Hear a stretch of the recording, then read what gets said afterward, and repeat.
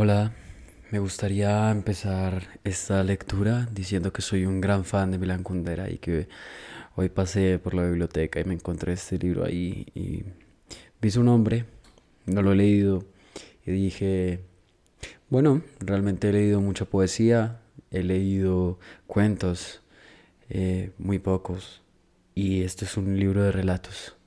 Y por otro lado, realmente la insoportable levedad del ser es un libro fenomenal que me marcó mucho en su tiempo. Entonces dije, bueno, Kundera más el libro de los amores ridículos suena bien. Y vamos allá. Entonces, primera parte. Nadie se va a reír. Sírveme un poco más de Slivovic, me dijo Clara, y yo no puse objeciones. El Slivovic es un trago, pues, checo, ¿no? El pretexto esgrimido para abrir la botella no había sido nada fuera de la corriente, pero bastaba. Ese día yo había recibido una gratificación relativamente importante por la última parte de un estudio mío que se había publicado para entregas en una revista especializada en crítica de arte. La propia publicación del estudio había tenido sus más y sus menos. El texto era pura agresividad y pura polémica. Por eso primero me lo rechazaron en la revista. Pensamiento artístico, cuya redacción es más formal y precavida. Y por fin lo publicaron en la revista de competencia, de menor tirada, cuyos redactores son más jóvenes e imprudentes. El dinero me lo trajo el cartero de la facultad, junto con una carta sin importancia. Acababa de adquirir la sensación de estar muy por encima del resto de los mortales y por la mañana apenas la leí. Pero ahora en casa, cuando el reloj se acercaba a la medianoche y el nivel del líquido en la botella se aproximaba al fondo, la cogí de la mesa para que nos sirviera de diversión. Estimado camarada, y si me permite ese tratamiento, colega. Empecé a leérsela clara. Disculpe, por favor, que una persona como yo, con la que usted no ha hablado en la vida, le escriba esta carta. Me dirijo a usted para rogarle que tenga la amabilidad de leer el artículo adjunto. No le conozco a usted personalmente, pero le aprecio como persona cuyos juicios, reflexiones y conclusiones me han llenado de asombro. Aunque su coincidencia con los resultados de mis propias investigaciones es tal que me he quedado completamente consternado. Y seguía una serie de elogios a las excelencias de mi obra y una petición, si tendría la amabilidad de escribir un informe sobre su artículo, un juicio crítico para la revista. Pensamiento artístico. En la que desde hace ya más de medio año se lo rechazan y se niegan a prestarle atención. Le dijeron que mi valoración sería decisiva, de modo que ahora me he convertido en su única esperanza como escritor, en la única lucecilla que le alumbra en la terrible oscuridad. Nos reímos del señor Satureki, cuyo rimbombante apellido nos fascinaba. Satureki. Pero nos reímos de él sin ensañarnos, porque los elogios que me dirigía, especialmente en combinación con la excelente botella de Slivovic, me habían ablandado. Me había ablandado de tal modo que en aquellos instantes inolvidables amaba a todo el mundo. Naturalmente, de todo el mundo a quien más amaba era a Clara, aunque solo fuese porque estaba sentada frente a mí, mientras que el resto del mundo estaba oculto tras las paredes de mi guardilla del barrio de Brzbice. Y como en aquel momento no tenía nada con que obsequiar al mundo, obsequiaba a Clara, al menos con promesas. Clara era una chica de 20 años y de buena familia. ¿Qué digo de buena? De excelente familia. Su padre había sido director de un banco y, como representante de la alta burguesía, en el año 50 había sido obligado a trasladarse al pueblo de Selakovice, a buena distancia de Praga. Su hijita tenía malos antecedentes políticos y trabajaba de costurera en una gran fábrica de la empresa de confección de Praga. Yo estaba sentado frente a ella y procuraba aumentar sus simpatías por mí, hablándole reflexivamente de las ventajas del trabajo que había prometido conseguirle con la ayuda de mis amigos. Le dije que era imposible que una chica tan guapa desperdiciase su belleza junto a una máquina de coser y decidí que era necesario que se hiciera modelo. Clara no tuvo nada que objetar y pasamos la noche en feliz coincidencia. El hombre atraviesa el presente con los ojos vendados. Solo puede intuir y adivinar lo que de verdad está viviendo. Y después, cuando le quitan la venda de los ojos, puede mirar al pasado y comprobar qué es lo que ha vivido y cuál era su sentido. Aquella noche pensé que estaba brindando por mis éxitos, sin tener la menor sospecha de que estaba celebrando la inauguración de mis fracasos. Y como no tenía la menor sospecha, al día siguiente me desperté de buen humor y, mientras Clara seguía respirando feliz a mi lado, me puse a leer en la cama, con caprichosa indiferencia, el artículo que acompañaba la carta. Se titulaba Mykola Sals, el maestro del dibujo checo. Y en verdad no valía la pena ni siquiera la media hora de lectura distraída que le dediqué.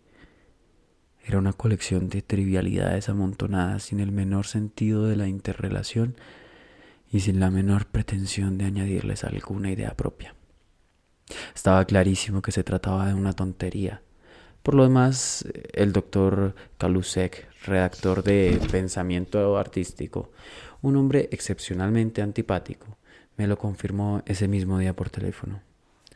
Oye, ¿te llegó el rollo de Satureki? Deberías decírselo por escrito. Ya se lo rechazaron 5 redactores y sigue dando la lata. Ahora has inventado que la única autoridad en el tema eres tú. Dile en 2 líneas que es una idiotez, tú sabes hacerlo. Las frases venenosas se te dan muy bien. Y así nos quedamos todos en paz. Pero dentro de mí había algo que se revelaba.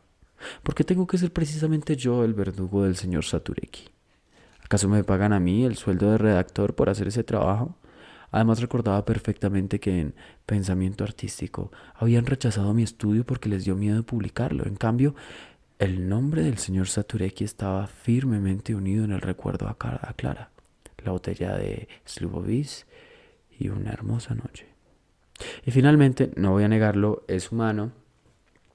Podría contar con un solo dedo a las personas que me consideran la única autoridad en el tema. Porque iba a tener que perder a esa única persona.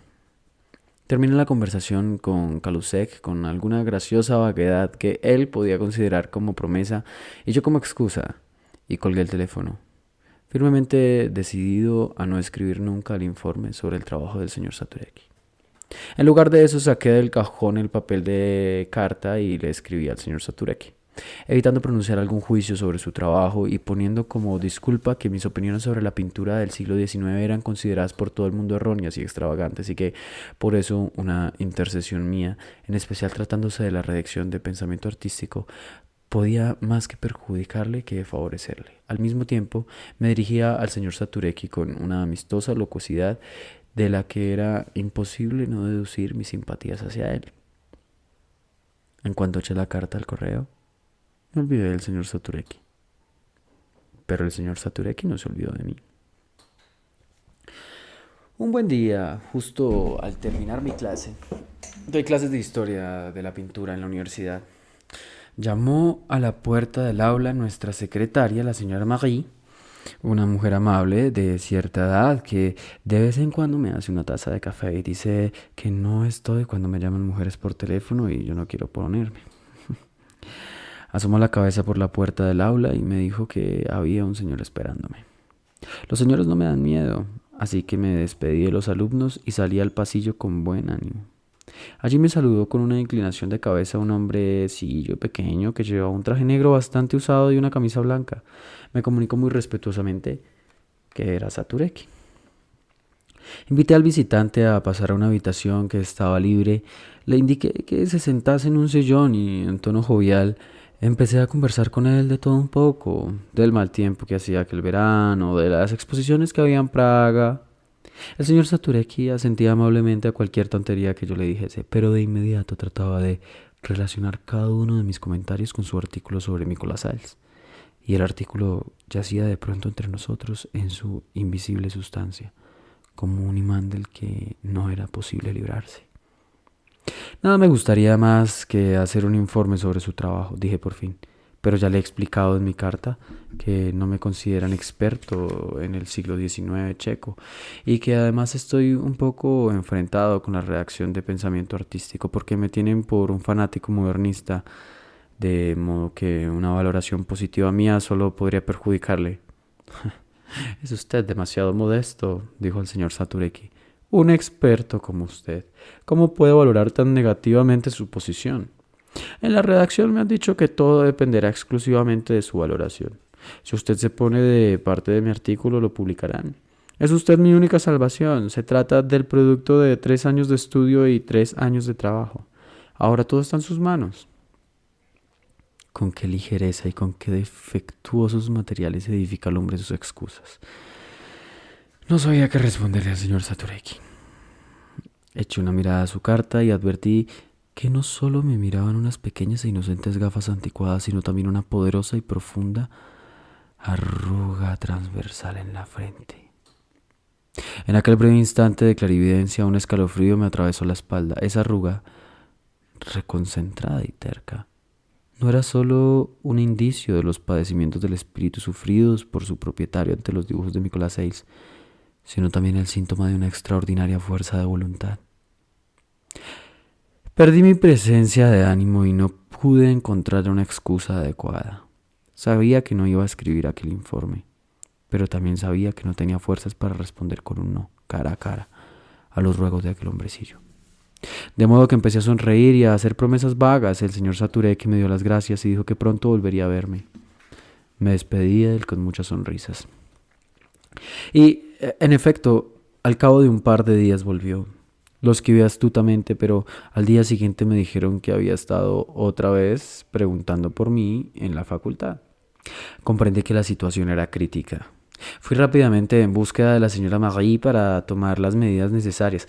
Por favor, Marie, si volviese a preguntar por mí ese señor, dígale que estoy de viaje de estudios en Alemania y que tardaré un mes en regresar. Y para su información, ya sabe que tengo todas mis clases los martes y los miércoles. Voy a cambiarlas en secreto a los jueves y los viernes. Los únicos que sabrán serán los alumnos. No se lo diga a nadie y deje el horario de las clases tal como está. Tengo que pasar a la clandestinidad. En efecto, el señor Satureki pronto volvió a la facultad a preguntar por mí y se quedó desolado cuando mi secretaria le comunicó que había ido repentinamente a Alemania. Pero eso no es posible. El señor profesor ayudante tenía que escribir un informe sobre mi trabajo. ¿Cómo ha podido marcharse de ese modo? No lo sé, dijo la señora Marie. De todos modos, dentro de un mes estará de regreso. Otro mes más, se lamentó el señor Satureki. ¿Y no sabe su dirección en Alemania? No la sé, dijo la señora Marie. Así que tuve un mes de tranquilidad.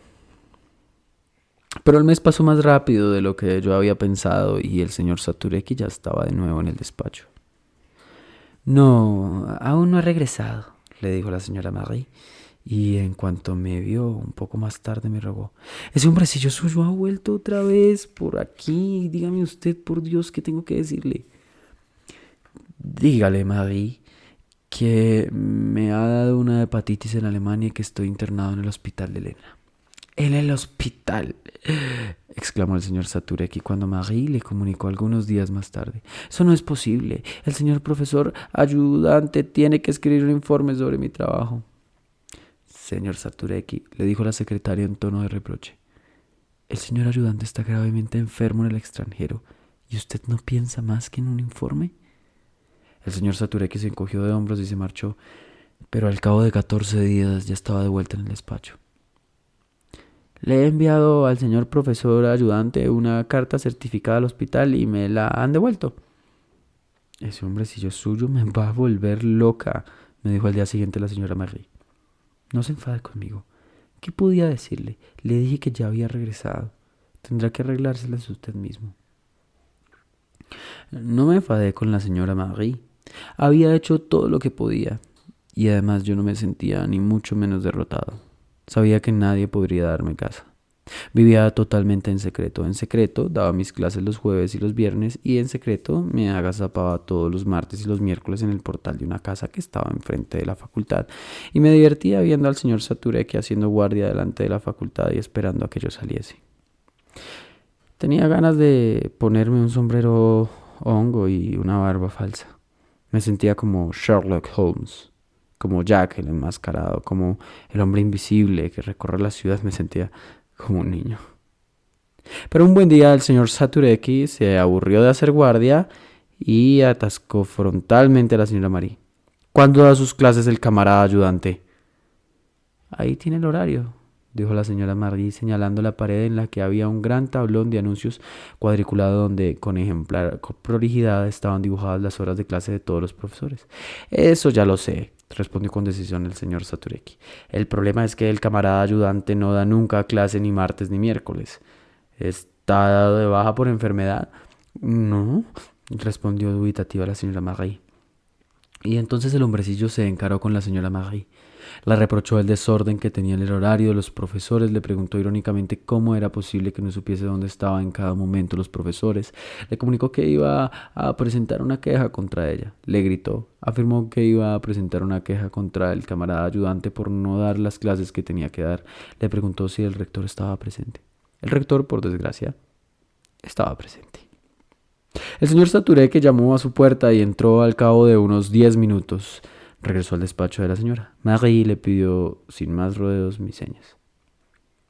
Vive en la ciudad de Litomsli, calle Skanilova, número 20, dijo la señora Marie. ¿Cómo en Litomsli? El señor ayudante tiene en Praga su domicilio provisional y no desea que le comunique a nadie su dirección.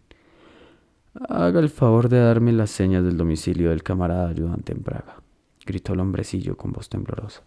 La señora Marie perdió su comportamiento completo de serenidad. Le dio la dirección de mi guardilla, de mi pobre refugio, de la dulce cueva en la que debía ser casado.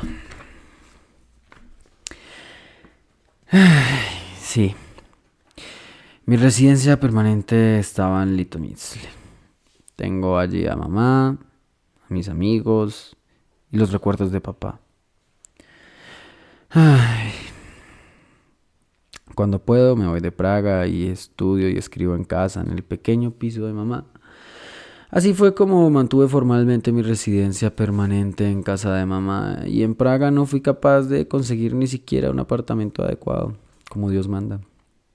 Y por eso vivía subalquilando en Brosby, en un altillo, en una guardilla completamente independiente, cuya existencia procuraba en la medida de lo posible ocultar para que no se produjeran innecesarios encuentros de indeseados huéspedes con mis compañeros provisionales de piso o mis visitantes femeninas. No puedo negar que ese era uno de los motivos por los cuales no gozaba en la casa del mejor renombre. Durante algunos de mis estancias en Little Miss le había prestado la habitación a mis amigos que la utilizaban para divertirse y se divertían tanto que no permitían que nadie pegase ojo en el edificio durante toda la noche. Aquello indignaba a algunos de los habitantes del edificio, de modo que estaban empeñados en una guerra secreta contra mí, que se manifestaba de vez en cuando en los informes que emitía sobre mí el comité de vecinos y hasta en una queja presentada ante la administración de viviendas. En la época a la que me estoy refiriendo, a Clara le empezó a parecer complicado desplazarse desde Selakovic para ir al trabajo, de modo que comenzó a pasar la noche en mi casa. Al principio lo hacía con timidez y excepcionalmente. Luego colgó un vestido en el armario, después varios vestidos y, al cabo de poco tiempo, mis dos trajes se apretujaban en un rincón y mi pequeña habitación se había convertido en un saloncito femenino. Clara me gustaba. Era hermosa. Yo disfrutaba de que la gente nos mirase cuando íbamos juntos. Tenía por lo menos 13 años menos que yo, lo cual acrecentaba mi prestigio entre los alumnos. Tenía, en una palabra, multitud de motivos para dedicarle todo tipo de atenciones. Pero no quería que se supiera que vivía conmigo. Tenía miedo de que se extendiesen por la casa las habladurías y los cotilleos. Tenía miedo de que alguien empezara a meterse con mi viejo y amable casero, que era discreto y no se ocupaba de mí. Tenía miedo de que un buen día, a disgusto y contra su voluntad, viniera a pedirme que para mantener su buen nombre echase a la señorita. Por eso Clara tenía instrucciones estrictas de no abrirle la puerta a nadie. Aquel día estaba sola en casa. Era un día soleado y la temperatura en la buhardilla era casi sofocante, por eso estaba tumbada en la cama, desnuda, ocupada en mirar el techo. Y en ese momento oyó que golpeaban a la puerta. No era nada inquietante. En mi buhardilla no había timbre y cuando venía alguien tenía que golpear. De modo que Clara no dejó que el ruido la interrumpiese y siguió mirando el techo, sin la menor intención de dejar de hacerlo. Pero los golpes no se detenían, por el contrario, continuaban con serena e incomprensible persistencia. Clara se puso nerviosa, empezó a imaginarse que ante la puerta había un hombre que lenta y significativamente daba vuelta a la solapa de su chaqueta, un hombre que al final le echaría violentamente en cara que no le hubiese abierto, un hombre que le preguntaría qué estaba ocultando, qué escondía y si tenía registrado allí su domicilio. Le invadió el sentimiento de culpa. Despegó los ojos del techo y se puso a buscar rápidamente el sitio donde había dejado la ropa. Pero los golpes eran tan insistentes que en medio de la confusión no encontró más que mi impermeable. Se lo puso y abrió la puerta. Pero en lugar del rostro hosco del inspector se encontró solo con un pequeño hombrecillo que hacía una reverencia. ¿Está en casa el señor ayudante? No, no está en casa. Qué pena, dijo el hombrecillo y pidió amablemente disculpas por interrumpir. Es que el señor ayudante debe escribir un informe sobre un trabajo mío. Me lo prometió y ya es muy urgente. Con su permiso, quisiera dejarle al menos un recado. Clara le dio al hombrecillo papel y lápiz y yo me enteré por la noche de que el destino del estudio sobre Nicholas Adams estaba únicamente en mis manos y que el señor Saturecki guardaba respetuosamente mi informe y procuraría localizarme una vez más en la facultad. Wow. Bueno, voy a hacer una pausa para encender la luz.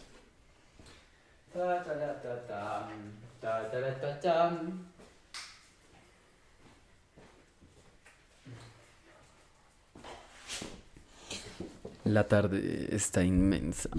Ay, güey, pucha, casi me tiro el micrófono. Ay, Dios mío. ¿Qué pasó?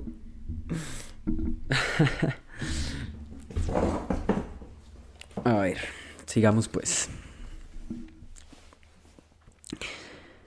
Al día siguiente, la señora Marie me contó cómo le había amenazado al señor Saturecki, cómo había gritado y cómo había ido a quejarse de ella. La voz le temblaba y estaba a punto de llorar. Me dio rabia.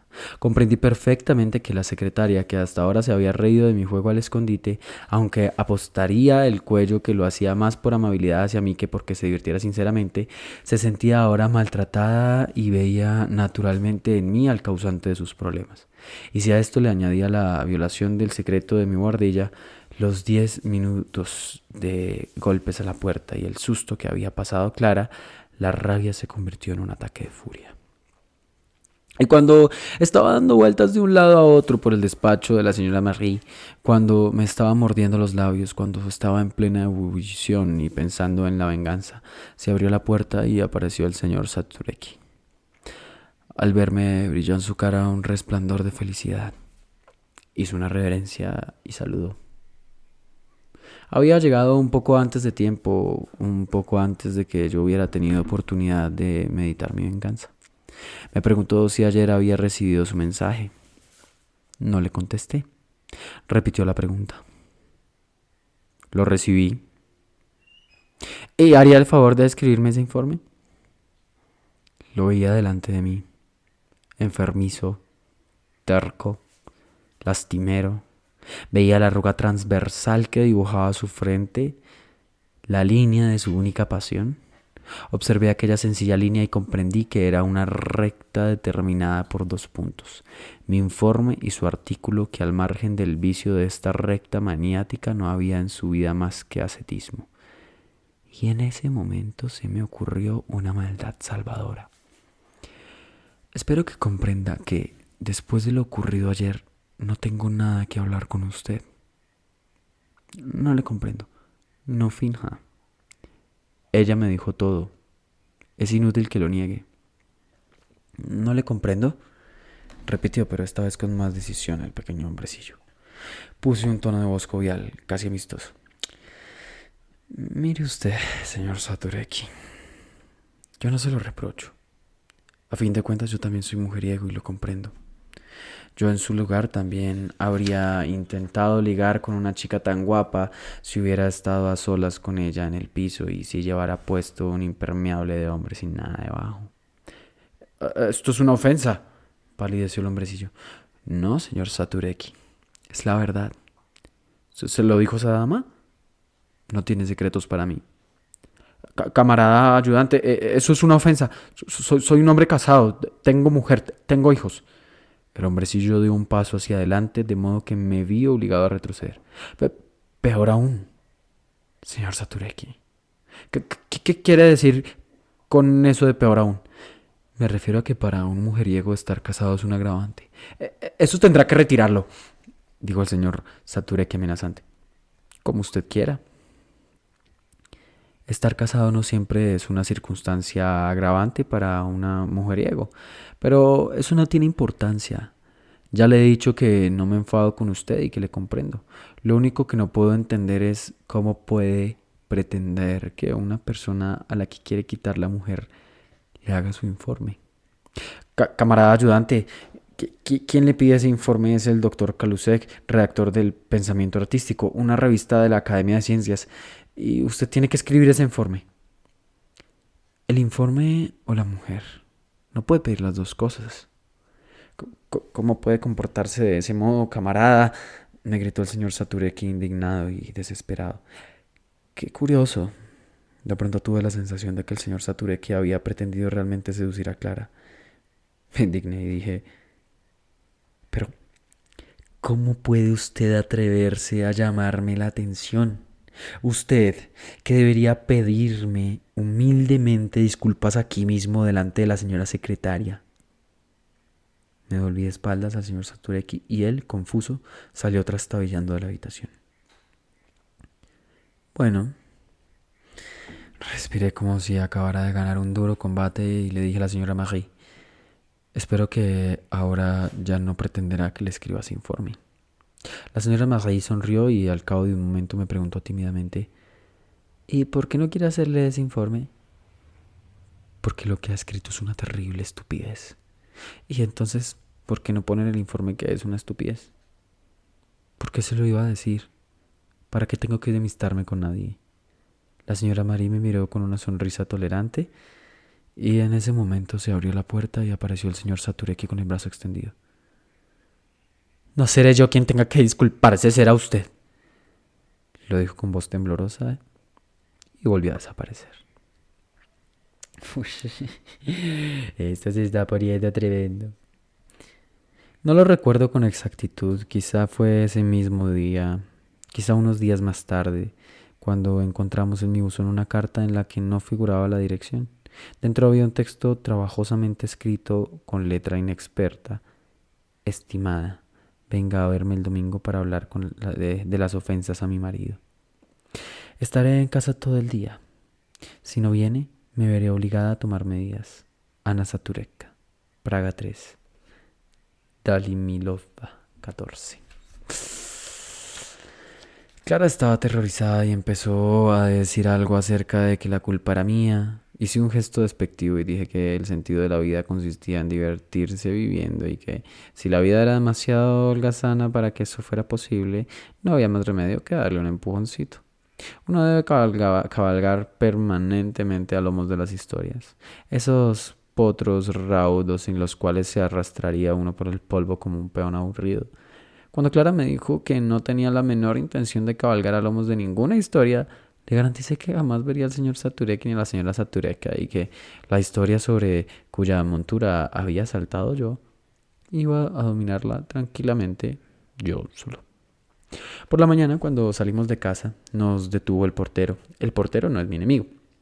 Hace ya tiempo que lo soborné sabiamente con un billete de 50 coronas y desde entonces he vivido con la agradable convicción de que había aprendido a no enterarse de nada que se refiriera a mí y no echaba leña al fuego que mis enemigos avivan en mi contra. Ayer hubo dos que preguntaron por usted, le dijo. ¿Cómo eran? Uno bajito con una tía. ¿Cómo era la tía? Le sacaba dos cabezas, muy enérgica. Una tía dura. No paraba de hacer preguntas. Se dirigió a Clara. Más que nada preguntaba por usted, que quién era y que cómo se llamaba. Dios mío, ¿y qué le dijo? Se asustó Clara. ¿Qué le iba a decir? Yo qué sé quién viene a la casa del señor ayudante. Le dije que todas las noches venía una distinta. Estupendo. Saqué del bolsillo un billete de 10 coronas. Siga diciendo lo mismo. No tengas miedo, le dije después a Clara. El domingo no irás a ninguna parte y nadie te encontrará. Y llegó el domingo. Tras el domingo, el lunes, el martes, el miércoles. ¿Ya ves? Le dije a Clara. Pero después llegó el jueves. Les estaba contando a mis alumnos en la habitual clase secreta cómo los jóvenes fauvistas apasionadamente y con generosa camaradería liberaron el color de las ataduras descriptivas del impresionismo, cuando de pronto abrió la puerta la señora Marie y me dijo al oído: está aquí la mujer de ese Satureiki. Pero si yo no estoy, enseñen el horario. Pero la señora Marie hizo un gesto de negación con la cabeza. Ya se lo dije. Pero ella se metió en su despacho y vio que había un impermeable en el perchero y ahora está sentada en el pasillo esperando. Los callejones sin salida son mi mejor fuente de inspiración, le dije a mi alumno preferido. Tenga la amabilidad de hacerme un pequeño favor. Vaya a mi despacho, póngase mi impermeable y salga del edificio con el puesto. Habrá una mujer que intentará demostrarle que yo soy usted, pero su tarea consiste en negarlo a cualquier precio. Mi alumno se fue y regresó al cabo de un cuarto de hora. Me comunicó que había cumplido el encargo, que el campo está libre y la mujer fuera de la facultad. Por una vez, había ganado la partida. Pero luego llegó el viernes y Clara volvió del trabajo casi temblando. El amable señor que recibe a las clientes en el distinguido salón de la empresa de confección abrió ese día de pronto la puerta trasera que conduce al taller en el que junto con otras 15 costureras trabaja mi Clara y gritó: ¿vive alguna de vosotras en el número 5 de la calle Pushkin? Clara sabía perfectamente que se trataba de ella, porque Pushkin 5 es mi dirección, pero haciendo gala de prudencia no respondió porque sabía que vivía en mi casa ilegalmente y que nadie tenía por qué inmiscuirse en eso. Ya se lo decía yo, dijo el amable señor al ver que ninguna de las costureras respondía y se marchó. Al poco tiempo, Clara se enteró de que una mujer de voz severa que llamó por teléfono le había obligado a consultar las direcciones de las empleadas y había estado un cuarto de hora convenciéndolo de que en la empresa tenía que haber una mujer que viviese en el Pushkin 5. La sombra de la señora Satureka yacía sobre nuestra idílica habitación. Pero, ¿cómo ha podido averiguar dónde trabajas si en ese edificio nadie sabe nada de ti?, exclamé. Sí. Estaba realmente convencido de que nadie sabía de nosotros. Vivía como un excéntrico que cree pasar desapercibido tras una elevada muralla, sin percatarse de un único detalle: de que la muralla es de cristal transparente. Sobornaba al portero para que no dijese que Clara vivía en mi casa. Obligaba a Clara a tomar complicadas medidas para permanecer en secreto y pasar inadvertida, mientras todo el mundo sabía que estaba allí. Bastó una imprudente conversación de Clara con la inquilina del segundo y ya se sabía hasta el sitio en donde trabajaba. Sin que nosotros tuviésemos la menor sospecha, hacía tiempo que habíamos sido descubiertos. Lo único que seguía siendo un secreto para nuestros perseguidores era el nombre de Clara. Este secreto era el único y el último escondite que nos permitía seguir huyendo de la señora Satureka, que había iniciado su lucha con una tenacidad y un método que me horrorizaban. Comprendí que la cosa iba en serio, que el caballo de mi historia ya estaba cabalgando a toda marcha. Wow. Aquello sucedió el viernes, y cuando Clara llegó el sábado del trabajo, temblaba una vez más. Había ocurrido lo siguiente. La señora Satureka fue con su marido a la empresa a la que había llamado por teléfono el día anterior y le pidió al director que les permitiese visitar el taller con su marido y examinar las caras de todas las costureras que estuvieran presentes. La petición le pareció ciertamente extraña al director, pero la cara que ponía la señora Satureka no era como para rechazar sus exigencias. Hablaba de un modo confuso de ofensas, de vidas destrozadas y de procedimientos judiciales. El señor Satureki estaba a su lado, ponía cara de disgusto y permanecía callado. Así que fueron conducidos al taller. Las costureras levantaron con indiferencia la cabeza y Clara reconoció al hombrecillo. Se puso pálida y con llamativo disimulo continuó cosiendo. Adelante, le dijo con irónica amabilidad el director al inmóvil dúo. La señora Satureka comprendió que debía tomar la iniciativa e incitó a su marido. Vamos, mira. El señor Satureki levantó la vista con el ceño fruncido y miró a su alrededor. ¿Es alguna de estas? Le preguntó al oído la señora Satureka. Es al oído. ¿Es alguna de estas? Le preguntó al oído la señora Satureka. Al parecer el señor Satureki no veía con precisión suficiente, ni siquiera con gafas, como para acabar con la mirada en su conjunto a aquel gran espacio cubierto que, por lo demás, era bastante accidentado. Estaba lleno de trastos apilados y de trajes colgados de barras horizontales y en el que las inquietas costureras no estaban ordenadamente sentadas de cara a la puerta, sino cada cual a su aire. Se volvían, cambiaban de silla, se levantaban y miraban involuntariamente hacia otro sitio, de modo que tuvo que recorrer el taller procurando que no se le escapase ninguna. Cuando las mujeres se dieron cuenta de que estaban siendo observadas por alguien y además por alguien tan poco agraciado y para ellas tan poco apetecible, experimentaron en lo más profundo de su sensibilidad una vaga sensación de humillación y comenzaron a rebelarse silenciosamente, riéndose y murmurando. Una de ellas, una joven gruesa y mal hablada, le espetó. Un tío anda buscando por toda Praga a la desgraciada que lo dejó preñado. Sobre la pareja se desplomó la burla ruidosa y vasta de mujeres. Pero ambos se quedaron en medio de aquella burla, tímidos y tercos, con una especie de extraña dignidad. Madre, volvió a exclamar la chica mal hablada, dirigiéndose a la señora Satureka. Tiene que cuidar mejor al chiquillo. Yo a un niño tan bonito como ese no lo dejaría ni salir de casa. Sigue mirando, le susurró la mujer a su marido, y él, temeroso, con el ceño fruncido, siguió avanzando paso a paso, como si recorriese el sendero de la vergüenza y el castigo.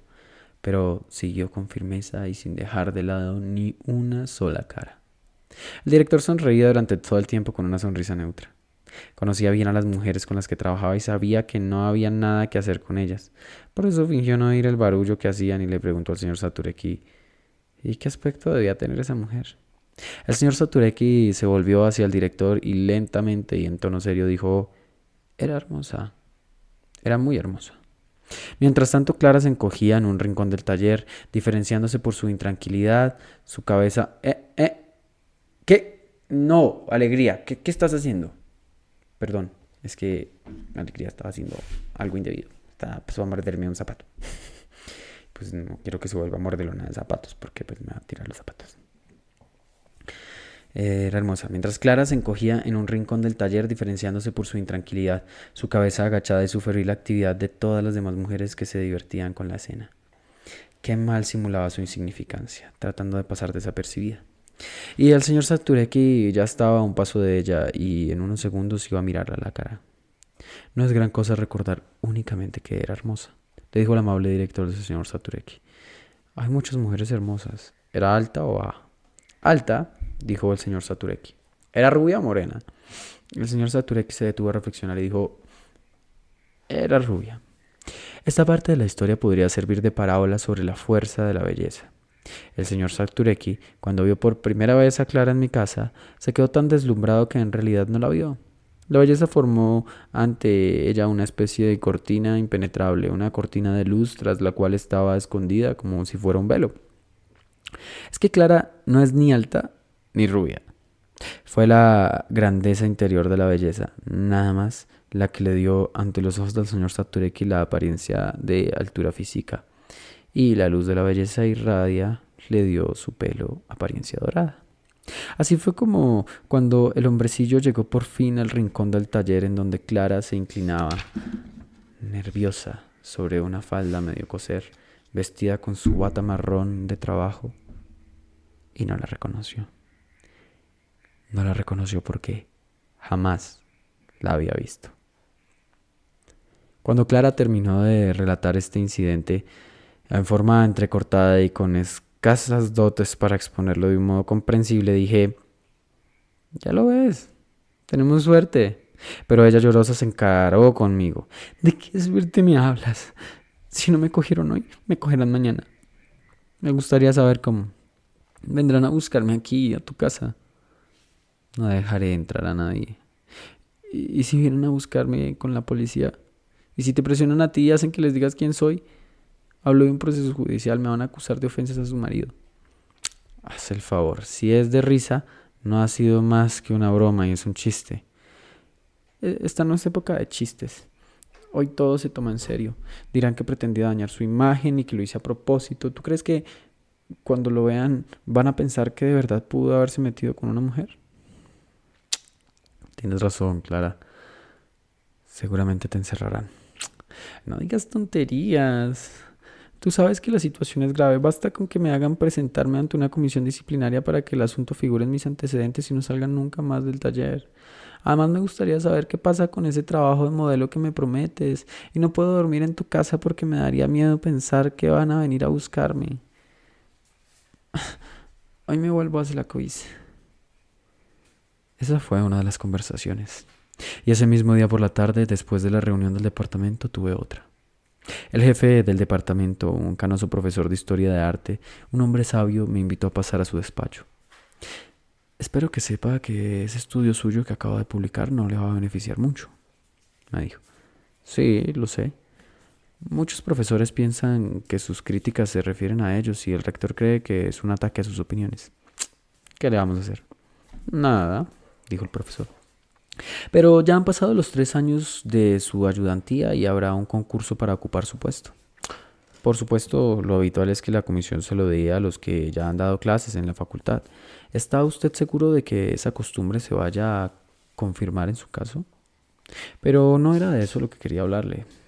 Siempre ha jugado a favor de usted el haber dado honestamente sus clases, el ser popular entre sus alumnos y el haberles enseñado algo.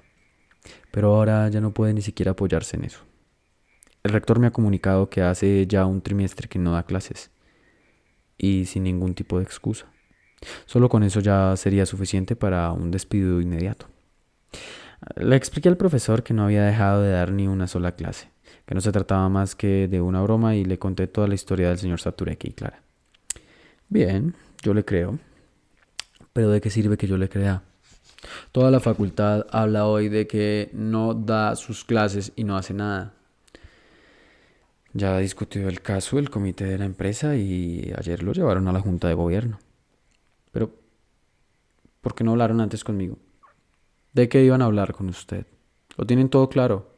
Ahora lo único que están haciendo es examinar su anterior actuación en la facultad y buscar relaciones entre su pasado y su presente. ¿Qué pueden encontrar de malo en mi pasado?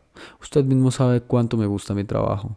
Nunca he descuidado mis obligaciones, tengo la conciencia limpia. La vida humana es muy antigua, dijo el profesor. Muy ambigua, dijo el profesor. El pasado de cualquiera de nosotros puede ser perfectamente adaptado, lo mismo como biografía de un hombre de Estado, amado por todos, que como biografía de un criminal. Fíjese bien en su propio caso. Nadie pone en duda que le gusta su trabajo, pero no se le veía con demasiada frecuencia en las reuniones y cuando alguna vez aparecía solía quedarse callado. Nadie sabía muy bien cuáles eran sus opiniones. Yo mismo recuerdo que en varias oportunidades, cuando se trataba de cosas serias, de pronto hacía usted una broma que producía incertidumbre. Naturalmente esa incertidumbre quedaba de inmediato olvidada, pero hoy, rescatada del pasado, adquiere de pronto un sentido preciso. Recuerde también cuántas veces ha ocultado usted su presencia cuando venían distintas mujeres a buscarlo a la facultad. O su último trabajo, de que cualquiera puede afirmar, si le da la gana, que defiende posiciones sospechosas. Claro que todas estas son cuestiones aisladas, pero basta con la luz que sobre ellas arroja su delito actual para que de pronto se unan, formando un conjunto que pone de manifiesto cuál es su carácter y su actitud. Pero, ¿de qué delito se trata?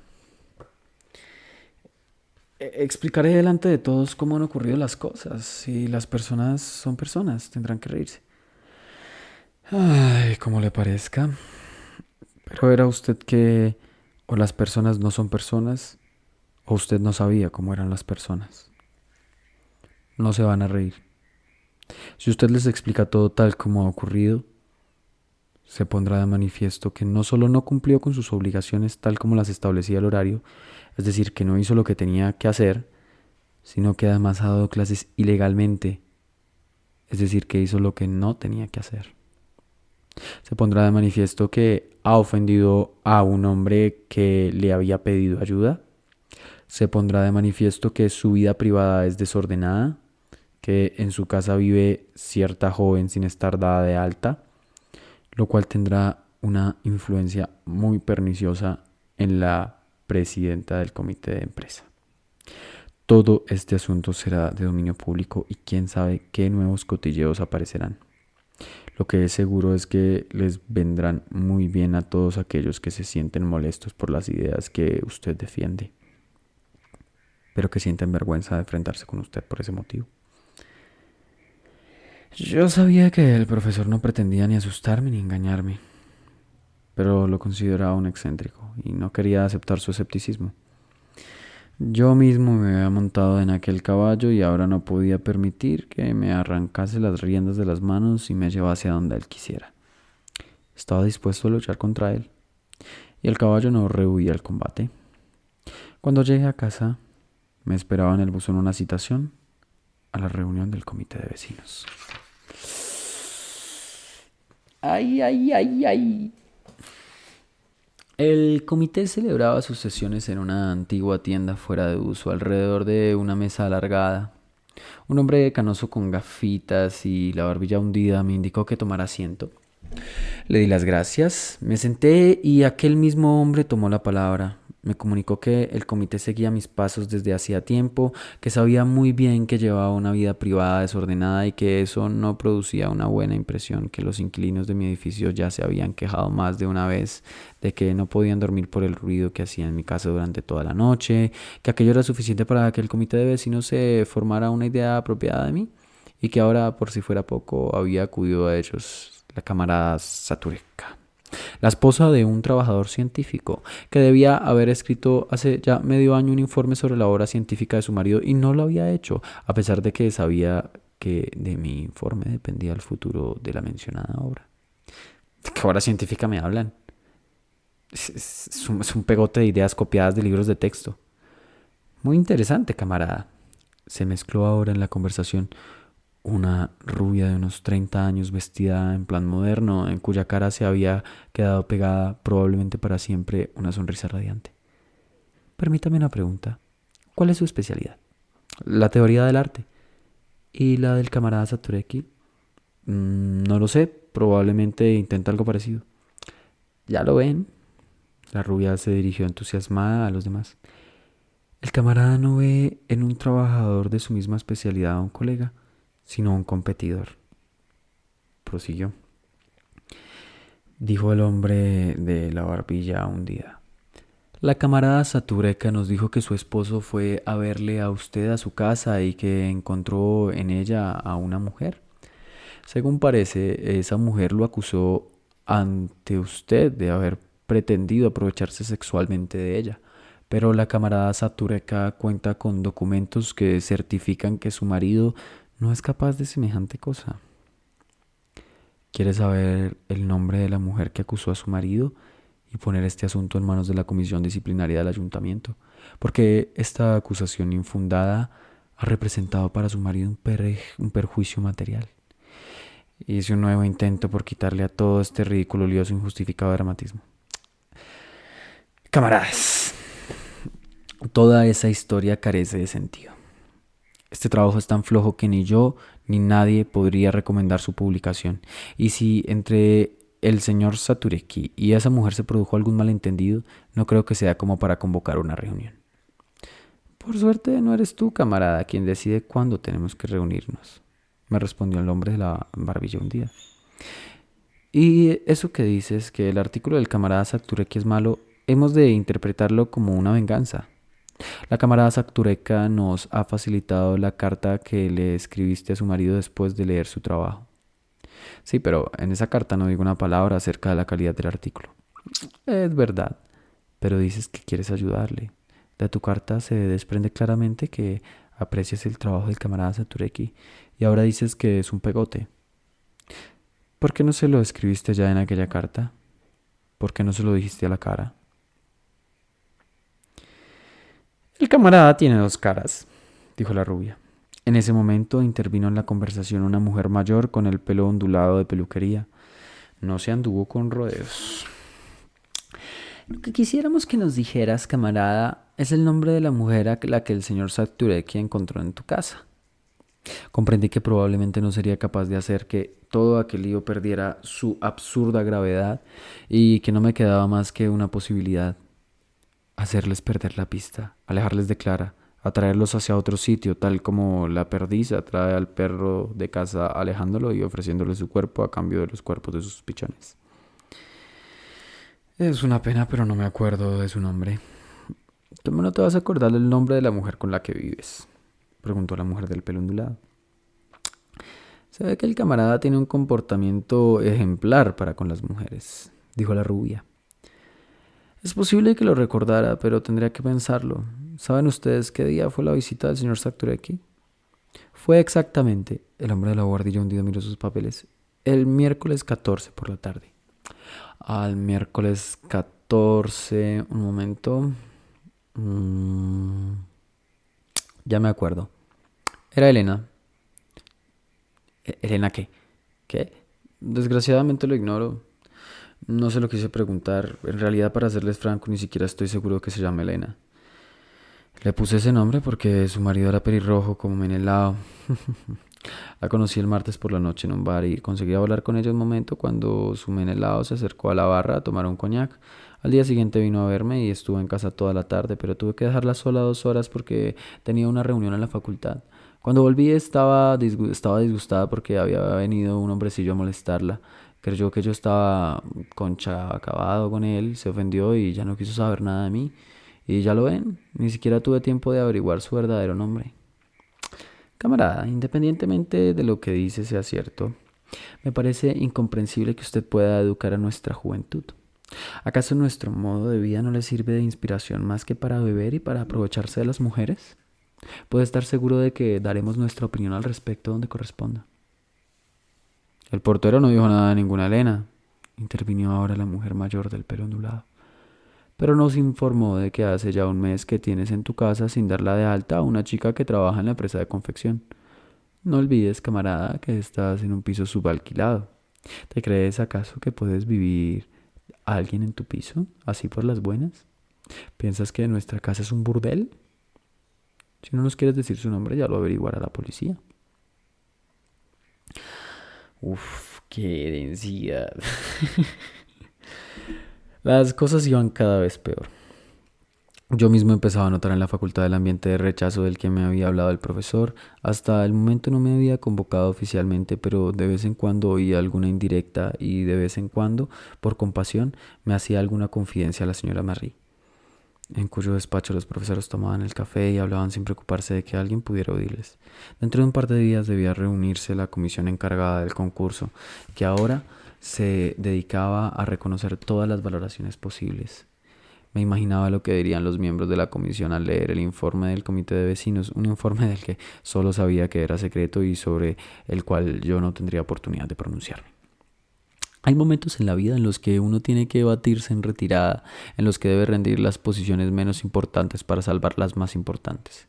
Yo pensé que mi posición más importante, mi último reducto, era mi amor.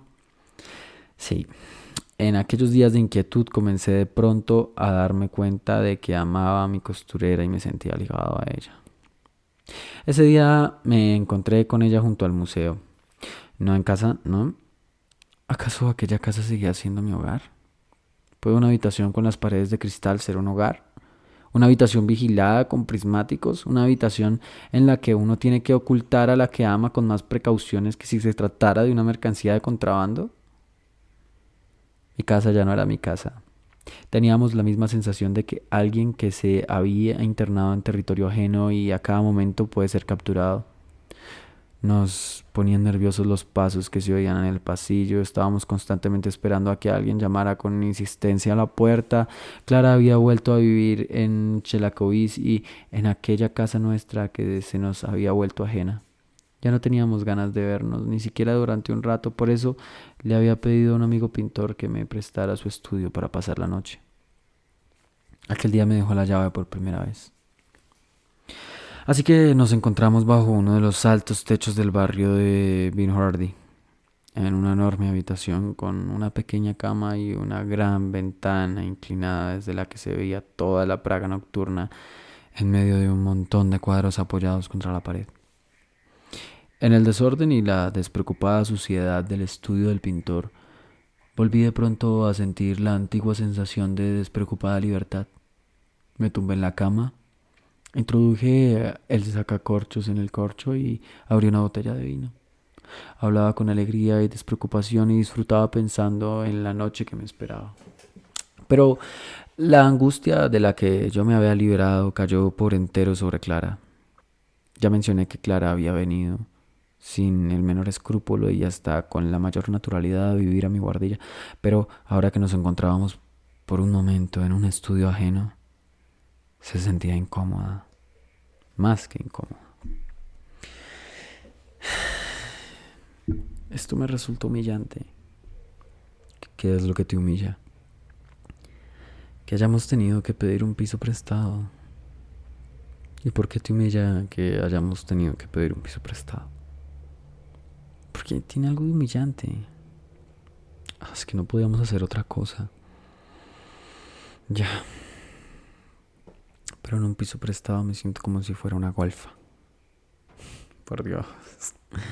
Porque ibas a tener que sentirte como una golfa precisamente en un piso prestado. Las golfas suelen desarrollar sus actividades en sus casas y no en casas prestadas. Era inútil pretender atacar con razonamientos el firme muro de sentimientos irracionales con los que, al parecer, está modelada el alma de una mujer. Nuestra conversación tuvo desde el comienzo mal cariz. Le conté entonces a Clara lo que me había dicho el profesor, le conté lo que había sucedido en el comité de vecinos y traté de convencerla de que al final acabaríamos por triunfar. Clara permaneció un rato en silencio y luego dijo que la culpa de todo la tenía yo. Al menos podrás sacarme de ese taller de costura. Le dije que quizá ahora tuviera que tener un poco de paciencia. ¿Ya ves? Muchas promesas y al final no harás nada. Y yo sola nunca saldré de allí, aunque otra persona quiera ayudarme, porque por culpa tuya tendré malos antecedentes.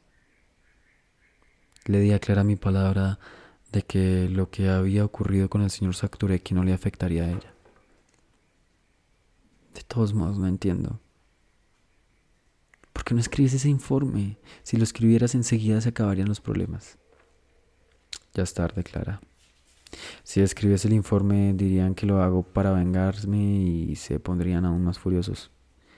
¿Y por qué ibas a tener que hacer un informe negativo? Hazlo positivo.